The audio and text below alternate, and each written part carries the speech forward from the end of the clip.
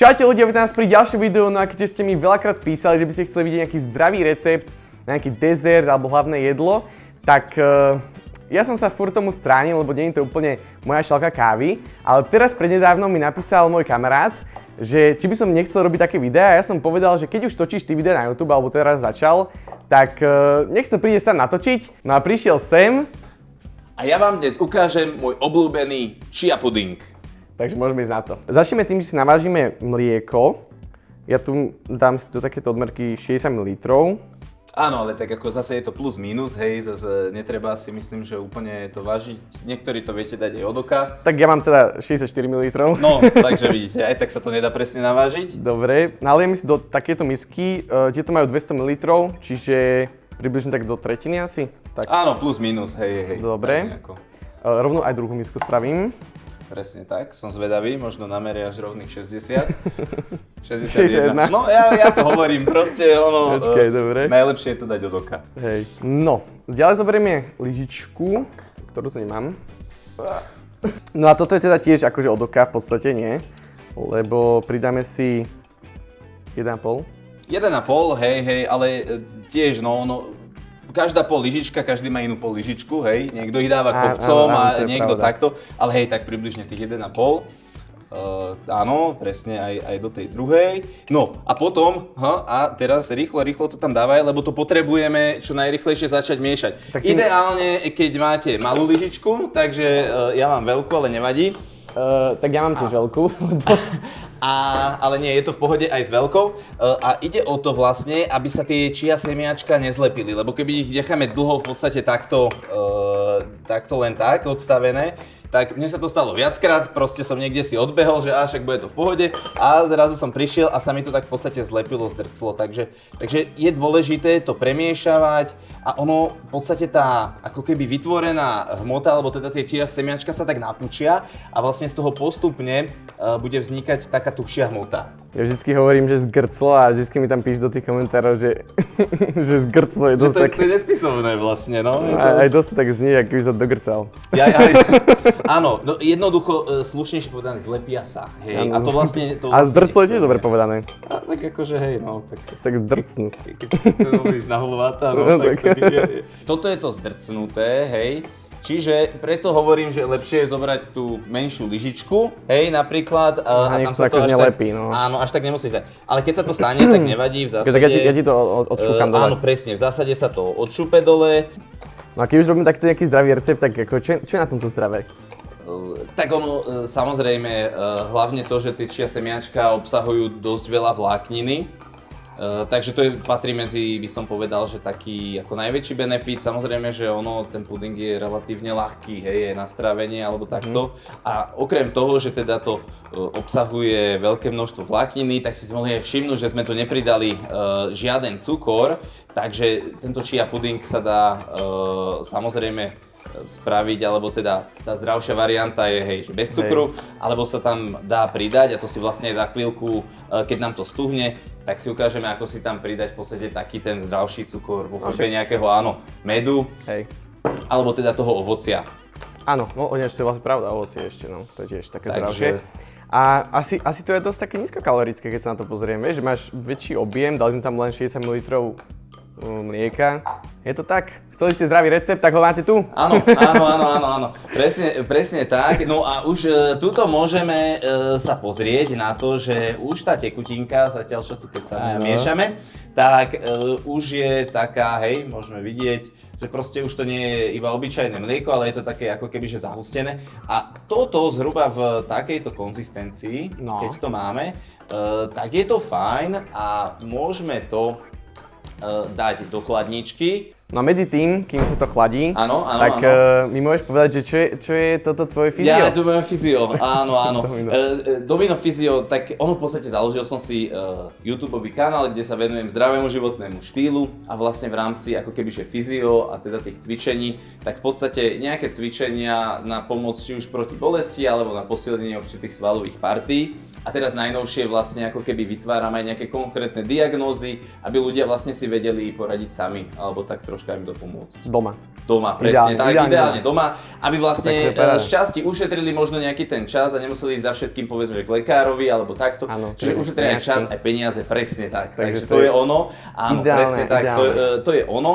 A samozrejme však akože takéto varenie alebo tieto veci, to je skôr taký môj koníček a uvidíme teda, keď to ochutnáme, že či som sa osvedčil. No. A ešte, aby si chceli samozrejme pozrieť YouTube kanál Maťov, tak dole v popise je link, alebo ak sa mi podarí niekde ho dať tuto, hore dole, alebo ešte na konci videa, to potom ešte spomenieme. Áno, určite. Dobre.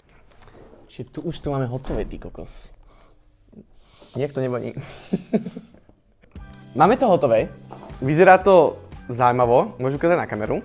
Vyzerá to takto. Toto je ako keby ten puding troška taký hustejší, ale hovorím, že... Už je na hlavu. Áno, keby ste chceli reči, tak ľudne tam treba pridať viac toho mlieka. Áno.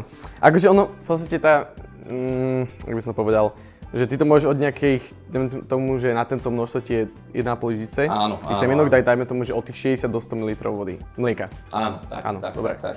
Dobre, takže uvidíme, ako to bude hustota a samozrejme potom už to vyskúšajte a urobte podľa vašej chuti, hustoty. Áno, presne tak. No a teraz môžeme ísť na ozdobovanie a na ochucovanie. Áno, ono je to ako keby taký doplnok. Samozrejme, keď tam nechcete mať žiaden cukor, tak si ho tam ani nedávajte, hej. My tu máme relatívne taký zdravší, hej, čiže to bude kombinácia ako keby že medu, zohriatých jahôd a potom na to ešte dáme ako takú dobrú, krásnu dekoráciu vlašské orechy, takže ktoré sú tiež ako keby že zdrojom takých zdravých tukov. Áno, áno. Takže môžeme sa na to pustiť. Áno, a tieto ešte jahody, vidím, že oni asi z obchodu nebudú. Nie, to sú bio jahody z našej záhradky. No, vidíš. Takže Dobre, no tak môžeme ich skúsiť roztopiť. A ja som fakt takýto ešte zdravý recept v živote nerobil. popočúvaj, Dobre, mal z toho problémy, žalúdočné. Ty kokos, že vieš, že nie sa to zvyknutý? Že sa to zvyknutý, Normálne, a že hej, ono hej. sa... Zgrcnem sa z toho. Dobre, však asi nie. Ty, ale to, že dobre to vonia, to je proste, Ty kokos, to je ale oné, to je- tam cítiť, vieš, tu v obchode nemáš takú vôňu. Čo ti šíbe, tak to je, ale to je fakt dobré. To je fakt, no, ja si hovorím. To je normálne, vieš, jak to voní? To voní až tak umelo to voní, vieš, jak keby to nebolo, vieš, jak nejaký cukrík taký jahodový. Toto, no. Ty vole, tak to je halus. Tak môžeš tam šupnúť. Dobre, Časť. Dobre, tak áno, časť týchto mrazených jahôd Áno, iba tak zo pár. šupneme, áno, taký sopár, hej. A samozrejme môžete použiť čokoľvek, aj čerstvé ovocie samozrejme. Áno, jasné.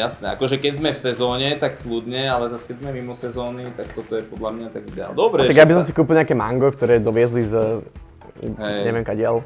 A Áno. to by som si tam dal. To by som páčil, len také mango mohlo byť k tomu dobré. Jahodky máme zohriaté a môžeme ísť na dozdobenie a doladenie tohto celého. Dobre, ja to tu len nejak tak naukladám, akože takto z boku tie jahody. No, počuj, dobre to robíš. Akože však to, čo je, to je ako roky praxe. Áno. Roky no. praxe domáce. Ja som si teraz zvolil taký, že poloblúk, takzvaný, aby to bolo pekne potom vidieť, že tam ste chia semiečka. A ďalej si pridáme teda med, takže takto trošku omedujeme. A návrh by som ešte akoby tak jemne podrvil tieto vlašské orechy, asi len takto. Vyzerá to super. Fajn, Namiesto medu môžete dať samozrejme aj napríklad javorový sirup je fajn, to je tiež Áno, ako keby, to že bolo super.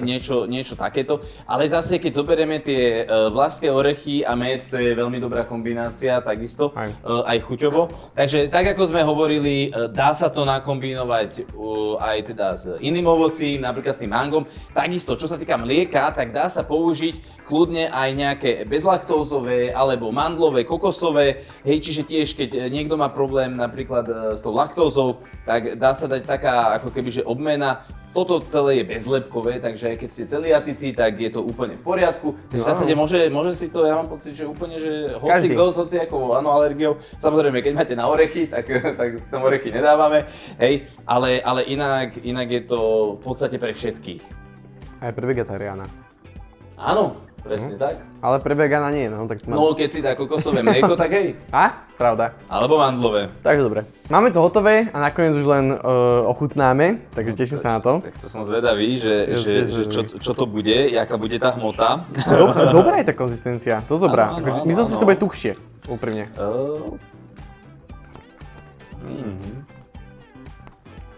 Dobre. Aj ten pomer sme trafili fajn, ale keby máte radi fakt, že také niečo rečie, tak dá sa tam dať aj viac mlieka, určite, ale ja to mám rád Také hustejšie zase, no. Víš, som prekvapený, že som to fakt chutí jak puding. No. Je také jemné. Budem sa až také krémové to je. Áno. A to je to, čo tým autor chcel povedať. Ja to už budem musieť dojsť, lebo som hladný. Pozerám, počúvaj, mám to Ja som... My to aj nedotočíme. Je 11:40, dneska som ešte nejedol, vieš. Tak takáto konzistencia je fakt dobrá. Akože podľa mňa, že najprv si urobte takú konzistenciu, lebo je fakt akože taká príjemná. A potom keď tak rečí, ale akože to je úplne, že akurát, fakt, že perfektné, fakt. Som prekvapený. No a ja dúfam, že takýto perfektný recept sa vám páčil, že ktorý ma vlastne Maťo ukázal, lebo ja som toto nikdy nerobil. No a ak áno, tak určite dajte like, odber. Ak by sa vám tieto videá naozaj páčili, tak napíšte, že či by si chceli ďalšie video s Maťom. Kľudne, ak to budete chcieť.